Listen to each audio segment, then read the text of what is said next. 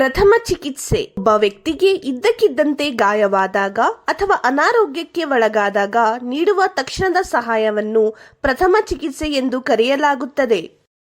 ಗಾಜಿನಿಂದ ಗಾಯವಾದರೆ ತಕ್ಷಣ ಗಾಯವನ್ನು ಶುದ್ಧ ನೀರಿನಿಂದ ತೊಳೆದು ಸ್ವಚ್ಛವಾದ ಬಟ್ಟೆ ಅಥವಾ ಬ್ಯಾಂಡೇಜ್ನಿಂದ ಚೆನ್ನಾಗಿ ಕಟ್ಟಿರಿ. ಗಾಯ ಗಂಭೀರವಾಗಿದ್ದರೆ ತಕ್ಷಣ ವೈದ್ಯರನ್ನು ಭೇಟಿ ಮಾಡಿರಿ.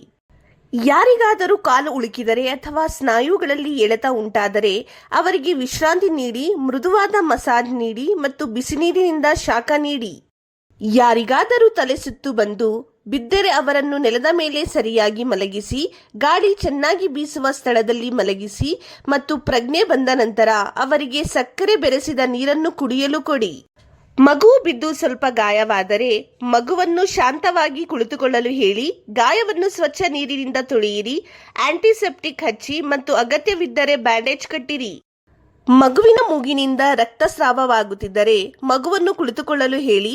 ಅವರ ತಲೆಯನ್ನು ಸ್ವಲ್ಪ ಮುಂದಕ್ಕೆ ತಿರುಗಿಸಿ, ಮೂಗನ್ನು ನಿಧಾನವಾಗಿ ಒತ್ತಿ ಹಿಡಿಯಿರಿ ಮತ್ತು ತಣ್ಣನೆಯ ನೀರಿನ ಪಟ್ಟಿಯನ್ನು ಇಡಿ. ರಕ್ತಸ್ರಾವ ನಿಲ್ಲದಿದ್ದರೆ ತಕ್ಷಣವೇ ಮಗುವನ್ನು ವೈದ್ಯರ ಬಳಿಗೆ ಕರೆದುಕೊಂಡು ಹೋಗಿ. ಯಾವುದೇ ಗಾಯ ಗಂಭೀರವಾಗಿದ್ದರೆ ಅಥವಾ ಮನೆಮದ್ದುಗಳಿಂದ ಸುಧಾರಿಸದಿದ್ದರೆ ತಡಮಾಡದೆ ತಕ್ಷಣ ವೈದ್ಯರನ್ನು ಸಂಪರ್ಕಿಸಿ. ಸರಿಯಾದ ಪರಿಶೀಲನೆಯ ನಂತರ ಅವರು ಸೂಕ್ತ ಚಿಕಿತ್ಸೆ ಮತ್ತು ಔಷಧಿಯನ್ನು ನೀಡುತ್ತಾರೆ. ಆದ್ದರಿಂದ ಪ್ರಥಮ ಚಿಕಿತ್ಸೆ ಸಾಮಗ್ರಿಗಳು ಮನೆಯಲ್ಲಿ ಮತ್ತು ಶಾಲೆಯಲ್ಲಿ ಲಭ್ಯವಿರಬೇಕು.